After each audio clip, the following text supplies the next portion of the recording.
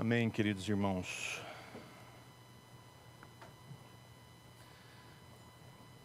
Depois de um tempo aí de folga, a gente retorna para a nossa série Cartas de um Prisioneiro. Depois de falar em Efésios, Filipenses, Colossenses, depois de degustar essas cartas, versículo a versículo, a gente chega ao final dela. Nós vamos chegar agora à carta de Filemon, que é uma carta bem curtinha, talvez aí uma ou uma não, com certeza, porque hoje a gente só vai trabalhar a introdução ali, talvez 2 ou no máximo 3 mensagens em Filemon, até a gente concluir essa série que durou bastante tempo, né? Mas eu quero dizer para você que para mim foi bastante significativo estudar essas 4 cartas de Paulo, quando ele escreve da prisão. Então, hoje nós iniciamos aí o estudo da carta de Paulo a Filemon. Então, se você não sabe onde está Filemon, está lá depois de 1ª, 2ª Timóteo e Tito. A seguir vem Filemon. Uma cartinha de apenas um capítulo. E eu tenho certeza que vai ser bênção para nós estudarmos essa carta. Como eu falei, a carta de Filemon talvez é uma das mais curtas do Novo Testamento, e ela foi escrita quando Paulo estava preso. Paulo estava encarcerado, lá por volta do ano 60 depois de Cristo. E o propósito principal dessa carta é interceder a favor de um homem chamado Onésimo. Onésimo era um escravo que fugiu, e era um escravo que pertencia a Filemon. Filemon era um homem crente, e é estranho isso, né? Um escravo que pertencia a um homem crente. Depois a gente vai falar um pouco sobre isso também. Mas esse homem, Onésimo, se converteu. Ele se converteu ao cristianismo, ele se tornou útil ao ministério de Paulo, e agora Paulo vai escrever para Filemon um pedido para que Filemon receba Onésimo de volta, não mais como escravo, mas agora como um irmão em Cristo. Os principais pontos dessa carta vão incluir a ênfase no amor cristão, na reconciliação e no poder transformador que o Evangelho provoca. Paulo não vai exigir que Filemon receba de volta Onésimo, mas ele vai apelar à boa vontade de Filemon. Ele demonstra aqui uma sensibilidade toda pastoral, que é característica de Paulo, né? Para promover a ética cristã nas relações entre as pessoas, nas relações sociais.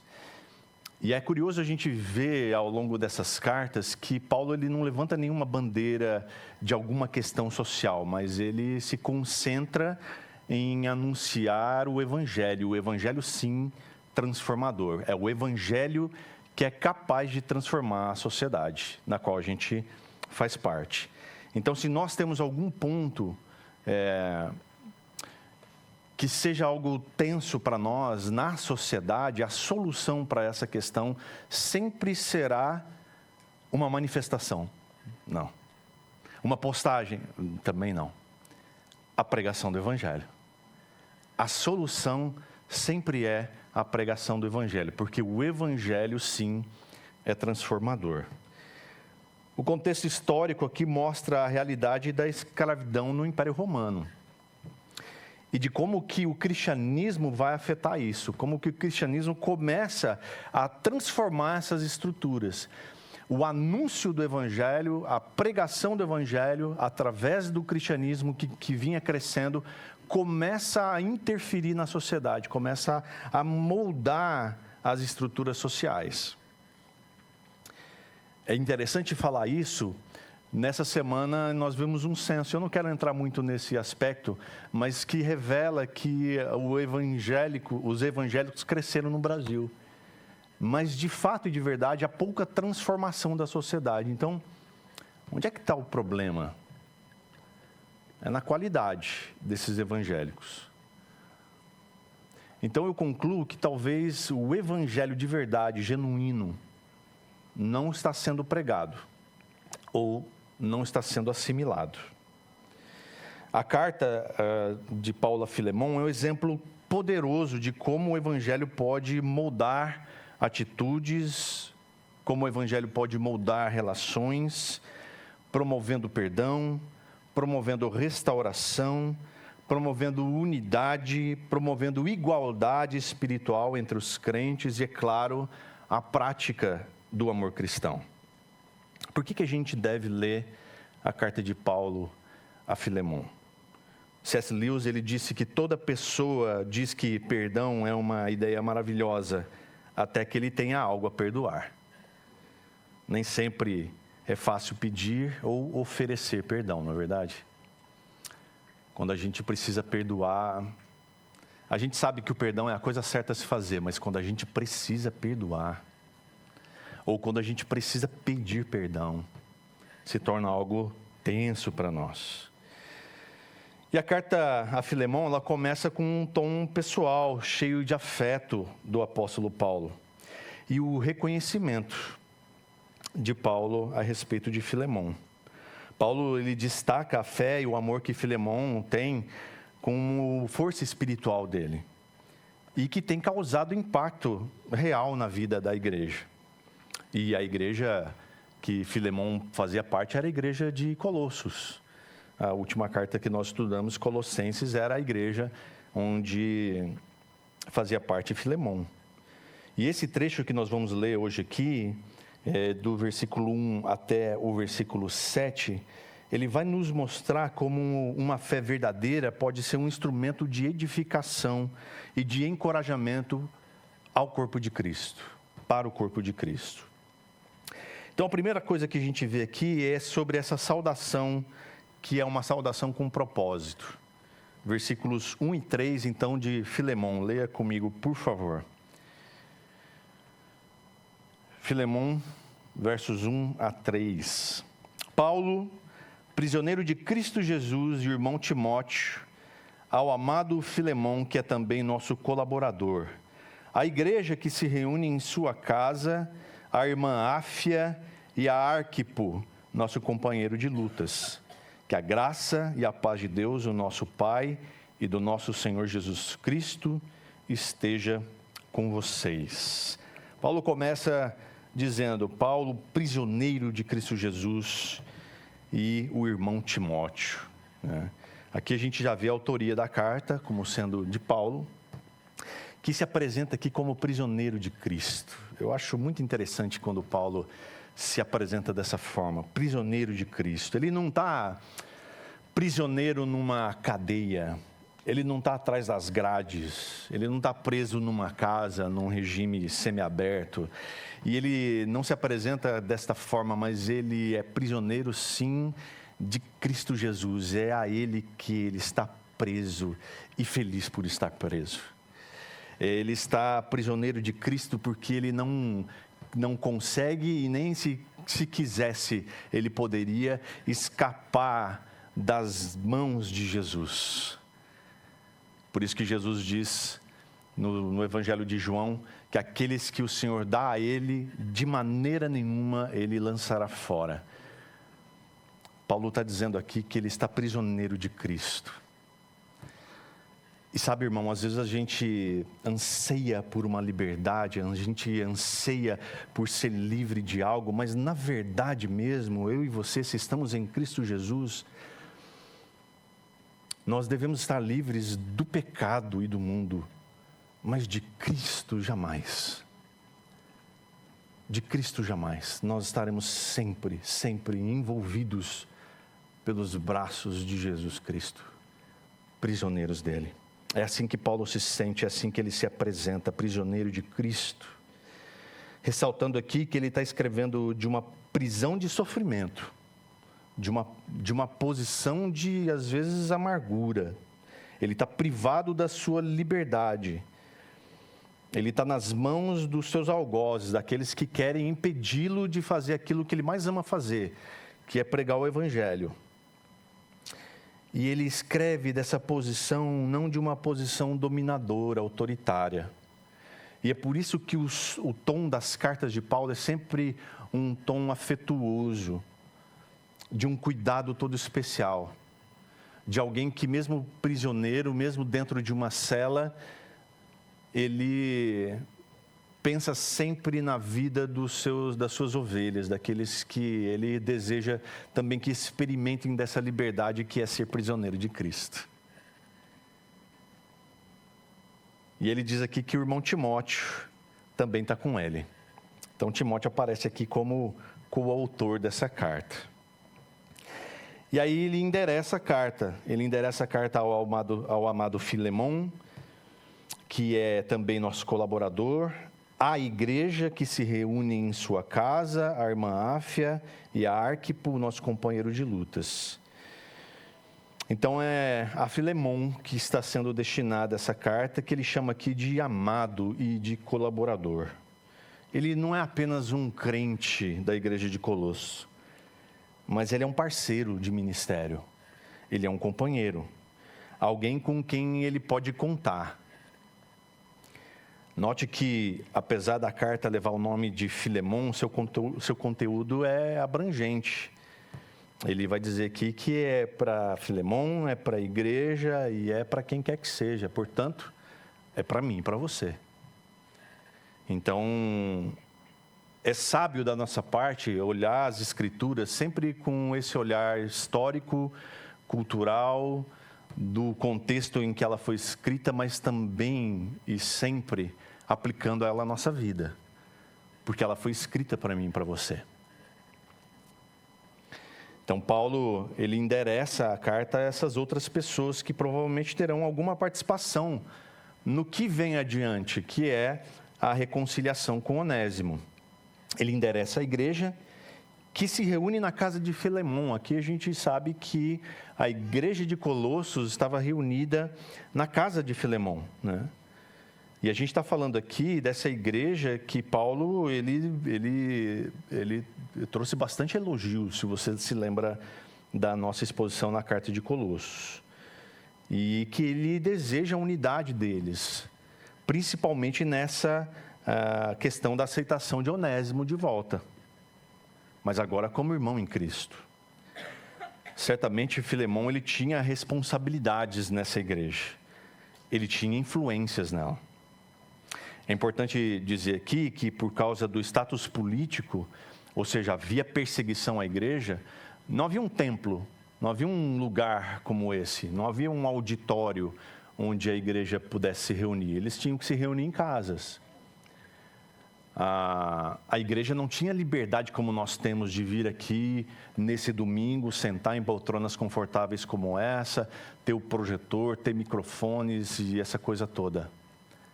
Eles viviam num contexto de perseguição, num contexto hostil. Então, eles se reuniam em casas e a igreja de Colossos se reunia, então, na casa de Filemon.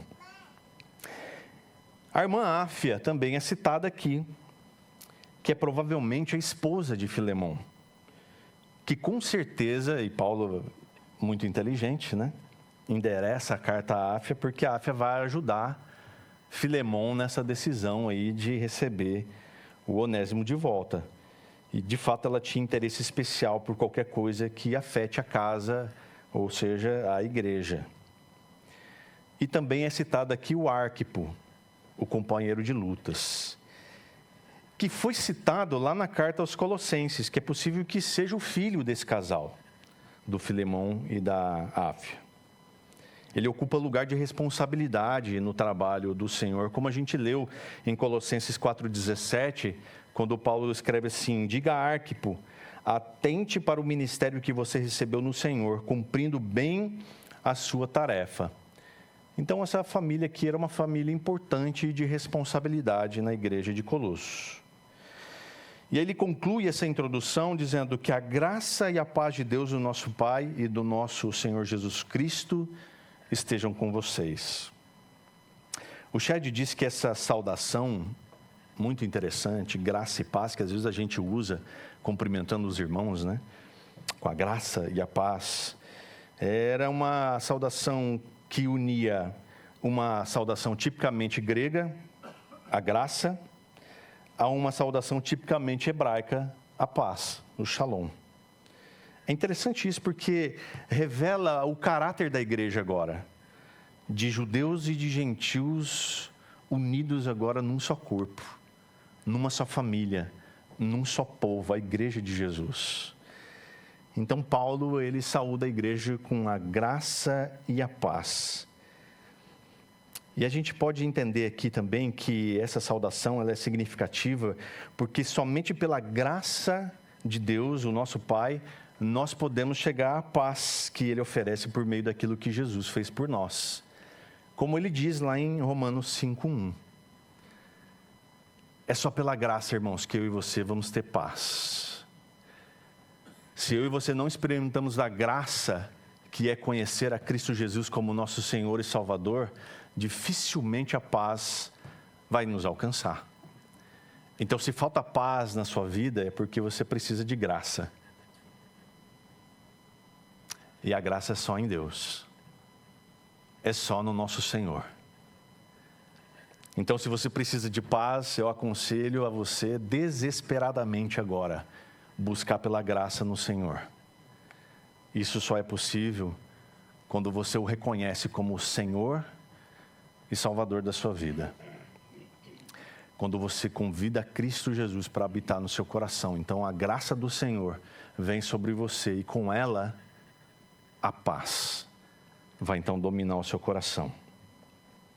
Essa saudação aqui nos apresenta quem está escrevendo, quem está recebendo a carta, mas também faz a gente refletir que uma vez pertencentes a uma comunidade cristã, e aqui todos nós somos pertencentes a uma, nós podemos ser relevantes. O que é ser um crente relevante? Ser um crente relevante é ter o seu papel fundamental na comunidade da fé. Significa que quando você faltar, os outros vão sentir falta. Significa que quando você olha para esses bancos vazios e você lembra de alguém que não está aqui com a gente, você vai sentir falta dessa pessoa. Ser um crente relevante significa que quando você está junto com os seus irmãos, o seu papel fundamental no congregar é encorajar o seu irmão.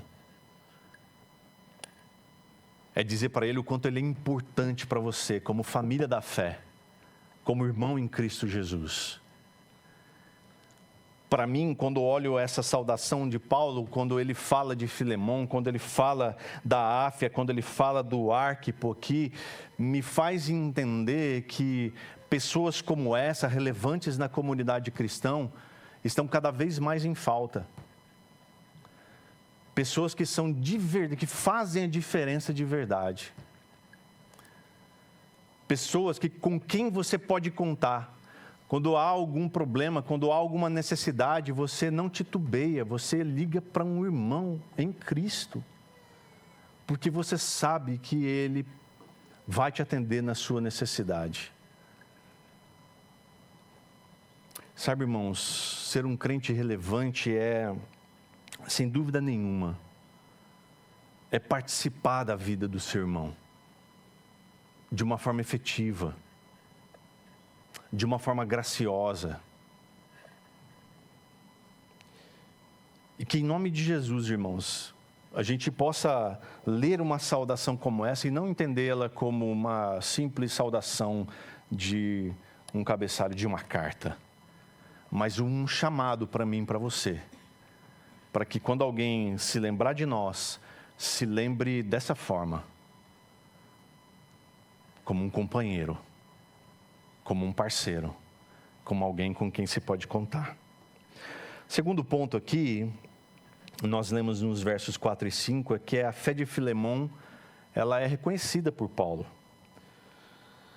Lê comigo então os versos 4 e 5.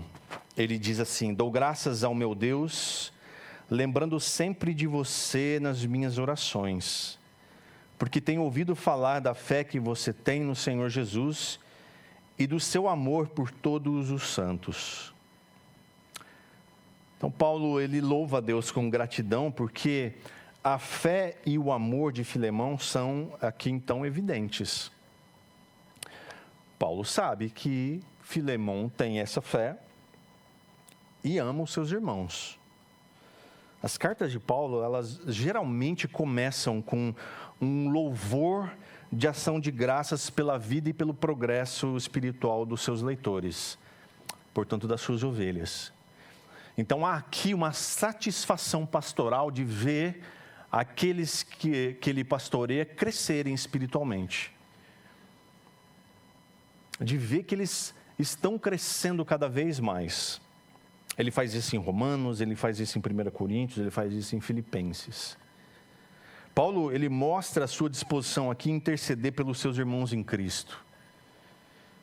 Qual foi a última vez que você louvou a Deus lembrando de um irmão em Cristo nas suas orações? Qual foi a última vez que você adorou a Deus lembrando de algo que um irmão seu fez?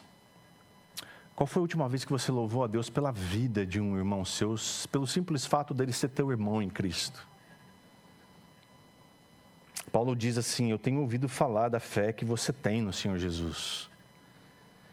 A fé de Filemão em Cristo chegou aos ouvidos de Paulo, provavelmente por intermédio de um outro irmão que a gente viu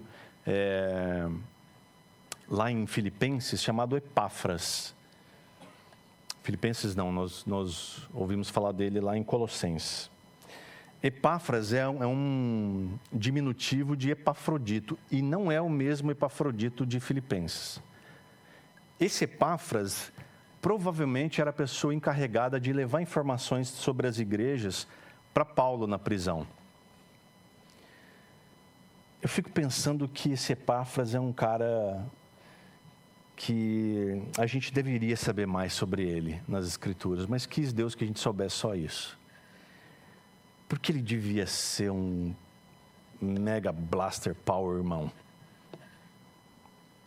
Eu fico imaginando Paulo esperando Epáfras chegar. E quando Epáfras chegava, ele sabia, que bom, eu vou ter notícias. Você tem um Epáfras na sua vida, alguém com quem você anseia que ele chegue logo para você ter boas notícias? Para que você ouça coisas boas dele? E às vezes ele vai trazer coisas ruins também, mas vai trazer com graça. E vocês vão poder orar juntos por isso. E quando alguém fala de você para outra pessoa, a fé em Cristo vai ser a tônica daquilo que a pessoa terá do que falar de você? Porque foi isso que Epáfras falou para Paulo de Filemão. Paulo tem um cara lá em Colossos chamado Filemão. Rapaz, a fé dele em Jesus Cristo, olha, é algo admirável. Está exercendo liderança na igreja, ele, a esposa e o filho, você precisa ver. Quando alguém fala de você, a fé em Cristo vai ser a tônica do assunto. Sabe fulano de tal? A fé dele em Jesus é o que chama a atenção? Ou vai ser outras coisas? Ele não fala só da fé em Jesus, mas ele fala do amor que ele tem também por todos os santos. Enquanto a fé no Senhor Jesus é a nossa relação vertical, o amor pelos nossos irmãos deve ser a nossa relação horizontal no reino de Deus. Porque no reino de Deus é o que interessa para nós, é a nossa relação vertical com o Pai, com o nosso Senhor, e a nossa relação horizontal com os nossos irmãos. Portanto, a fé não é apenas vertical para com o nosso Senhor Jesus, mas ela é também horizontal para com todos os santos. Veja então que a fé ela se manifesta nessas duas formas, verticalmente com o nosso Senhor e horizontalmente com os nossos irmãos. Se você tem fé em Cristo Jesus como seu Senhor, necessariamente a sua fé vai te levar a ter relacionamento com os seus irmãos. E irmãos, deixa eu dizer uma coisa para vocês. Relacionamento com os seus irmãos, se você que gosta de anotar, anota aí essa aí. Está com o celular, pega o bloco de notas e anota. Se você tem fé em Cristo Jesus como seu Senhor e Salvador, o relacionamento com seus irmãos não pode ser dominical. Não pode ser só no domingo, nessa 1h30 que a gente passa junto aqui. A sua relação com os seus irmãos, ela precisa ser de verdade. Porque se a gente chama um ao outro de irmão em Cristo, então, meus irmãos, a nossa relação precisa ser mais íntima, mais próxima, mais genuína, menos domingueira. Então, eu quero encorajar você, meu irmão, a entender que a sua fé em Cristo Jesus precisa refletir no seu relacionamento com os seus irmãos. Algumas versões vai trazer ali nesse verso a seguinte forma: ouvindo a caridade ou o amor e a fé que tens para com o Senhor Jesus e para com todos os santos. É importante a gente observar aqui, porque Paulo, ele não está falando que Filemão tem amor e fé por Jesus e pelos santos. A NAA, ela traduz de uma forma diferente, mas que eu acho mais correto aqui, e ela traz a ideia de que a fé vem primeiro em Jesus e o amor, consequentemente, vem depois pelos santos. Ele está dizendo aqui, né, porque tem, na NAA, porque tem ouvido falar da sua fé, que você tem no Senhor Jesus, e do seu amor por todos os santos. Porque o amor é fruto da fé, já que Deus é amor. E esse amor foi manifestado em Cristo. Então, se você está em Cristo, o amor pelos seus irmãos precisa ser evidente. Precisa aparecer. A gente já ouviu aqui diversas vezes que uma vez que estamos em Cristo, nós somos chamados a amar uns aos outros.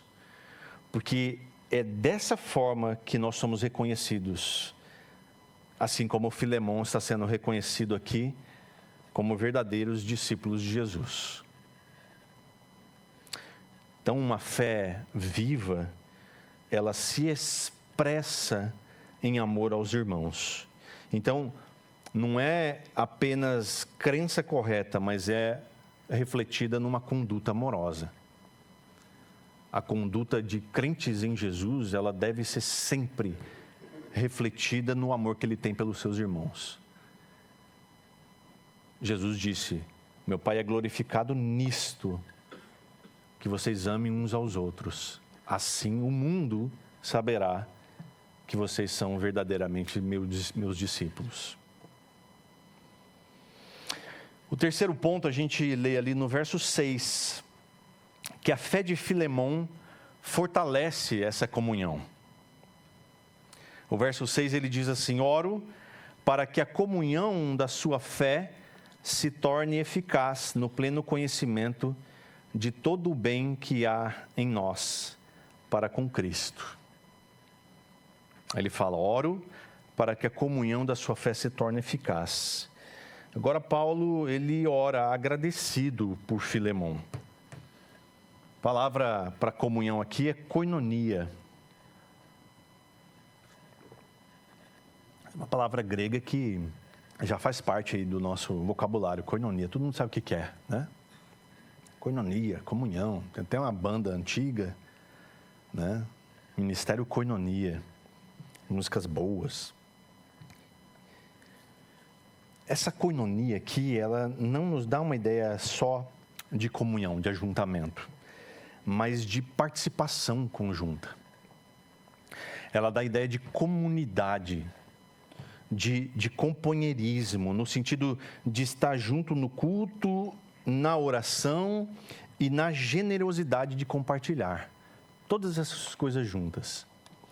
Então, essa koinonia aqui é o reflexo dessa igreja de Atos 2 aqui, da igreja que se estabelece em Pentecostes. Uma igreja que está unida e, algumas versões dizem, né, unida de todo o coração. Na comunhão, na oração, no companheirismo, na participação conjunta. Eles estavam juntos em tudo. Ou seja, a oração é para que Filemão continue parceiro em tudo.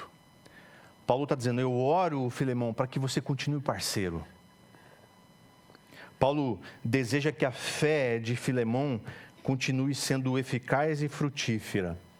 Eficaz no quê? Ele diz aqui, no pleno conhecimento de todo o bem que há em nós.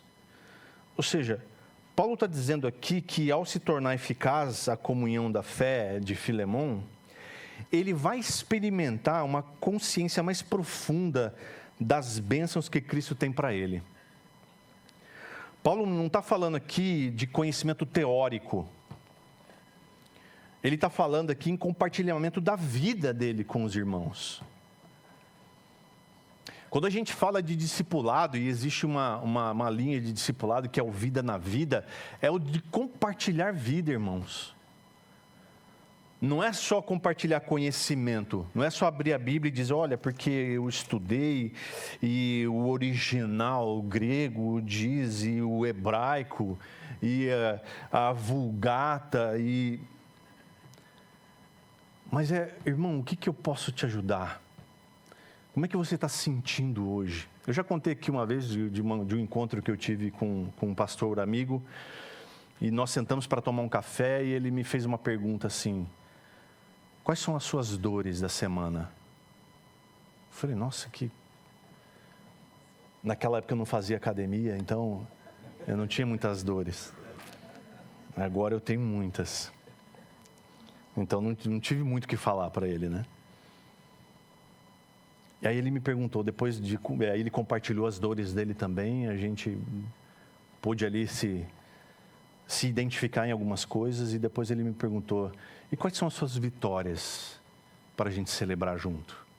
Eu achei tão interessante essa forma dele me abordar, já logo no primeiro gole de café, que eu falei que é esse tipo de coisa que precisa acontecer entre nós, irmãos, em Cristo. Quais são as suas dores para que a gente chore junto? E depois de chorar junto, de se abraçar e orar, a gente vai celebrar junto as suas vitórias. Quais são as suas vitórias dessa semana? É disso que Paulo está falando aqui, é compartilhar vida, não compartilhar conhecimento. Compartilhar vida, porque se a sua vida está em Cristo, então necessariamente você vai refletir Cristo no compartilhar da sua vida.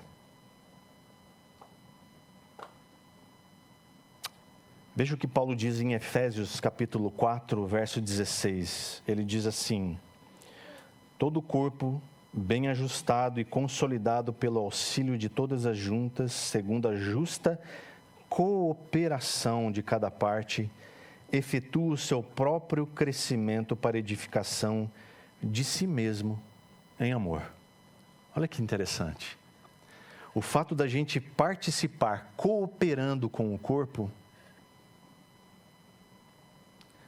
vai refletir no nosso próprio crescimento. Faz bem para você participar do corpo. Ser cooperativo.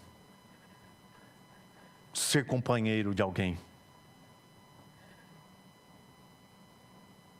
Faz bem para você. E me angustia ouvir de algumas pessoas, como eu vi essa semana, de alguém dizendo assim, eu não quero frequentar a igreja, porque a igreja para mim é tudo igual. Me angustia, porque, irmãos, a igreja verdadeira de Jesus Cristo é essa, onde um coopera com o outro, e por cooperar um com o outro, edifica a si mesmo. Faz um bem enorme para o meu e para o seu coração, sermos cooperadores uns dos outros. E aí eu penso, essa pessoa ainda não teve uma experiência de verdade do que é ser igreja. Ela precisa ter. Ela precisa ter. Eu garanto que você conhece alguém. Eu garanto que você conhece alguém que tem a mesma dificuldade de frequentar uma igreja, porque talvez já foi ferido em alguma, talvez já foi lesado, já foi explorado, já foi abusado, mas ele precisa conhecer uma igreja de verdade, irmãos, uma igreja onde há cooperação uns com os outros, Uma igreja onde a gente sente que a gente está sendo edificado por cooperar, por ajudar, por ser companheiro um do outro. É ou não é? A fé que não se compartilha é estérea. A fé bíblica, ela constrói relacionamentos e promove crescimento mútuo. Tiago 2,17 diz que a fé, se não tiver obras por si só, está morta. No sentido de que a fé, ela deve produzir transformação de conduta, de caráter e de ações em mim e em você. Principalmente entre nós. Então a fé, ela vem para que eu e você sejamos transformados de modo que as nossas ações uns com os outros reflita quem é de verdade o nosso Senhor.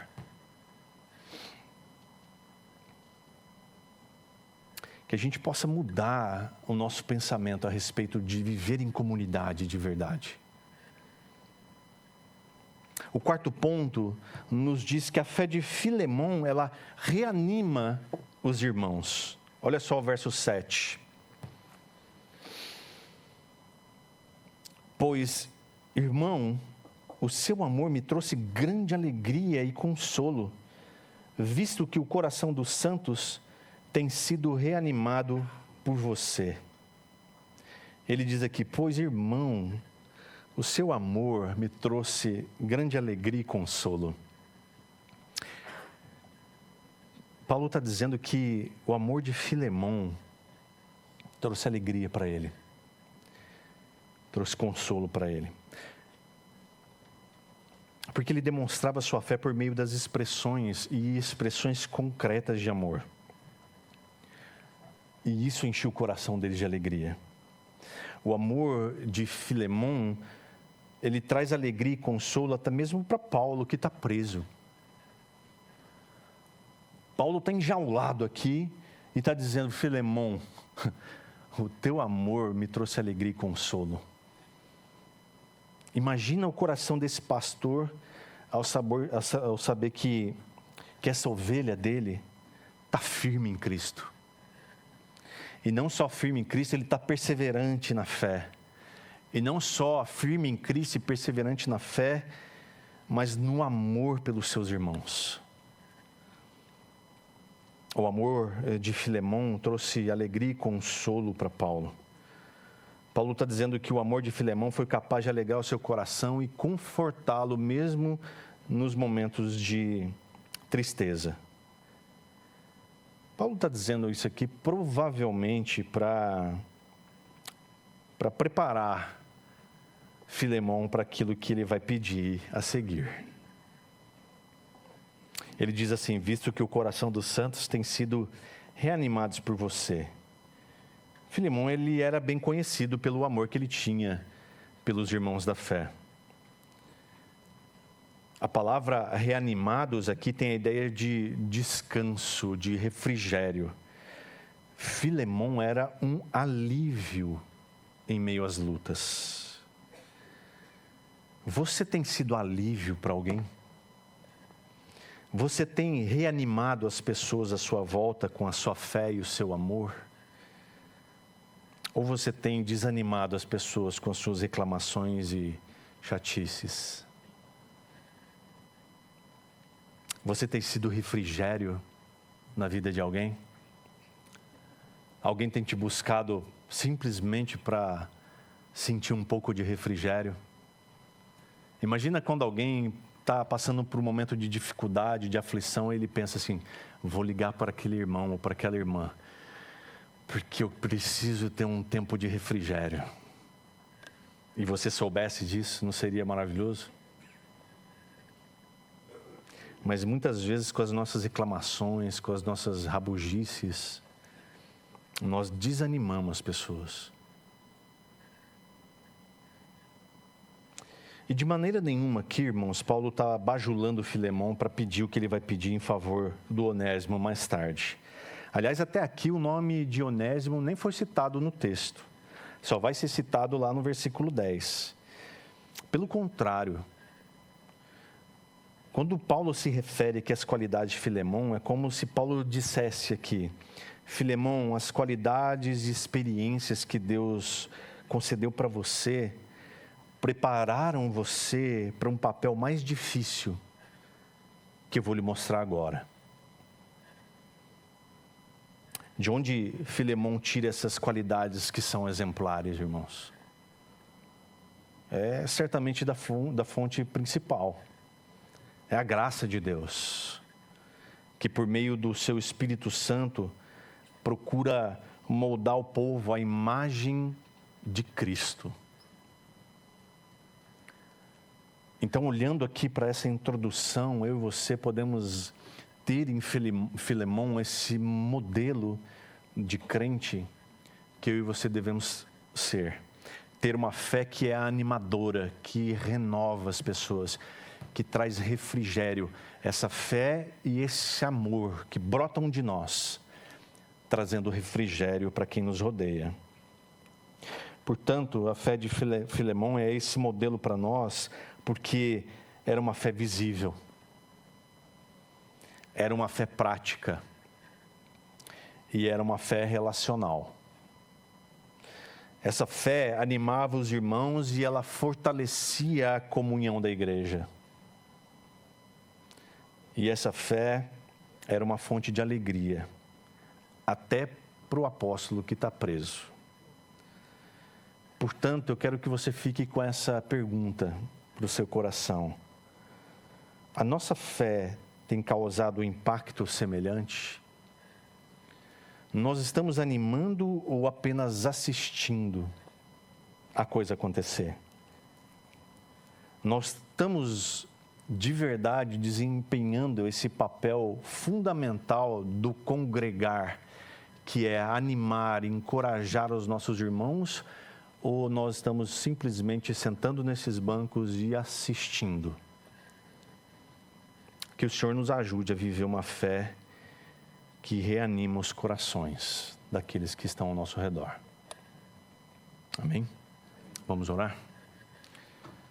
Pai, muito obrigado, Deus. Obrigado pelo teu cuidado conosco. Obrigado pela tua palavra, que fala conosco, que nos encoraja, que nos leva a refletir sobre uma vida que nós precisamos ter como crentes no Senhor. Pai, por favor, em nome de Jesus, enche o nosso coração, Pai, dessa fé que é animadora, que traz refrigério e encorajamento para os nossos irmãos. Em nome de Jesus, Senhor, que o Deus de amor, o Filho da graça e o Espírito Santo da comunhão esteja sempre conosco. Em nome de Jesus. Amém.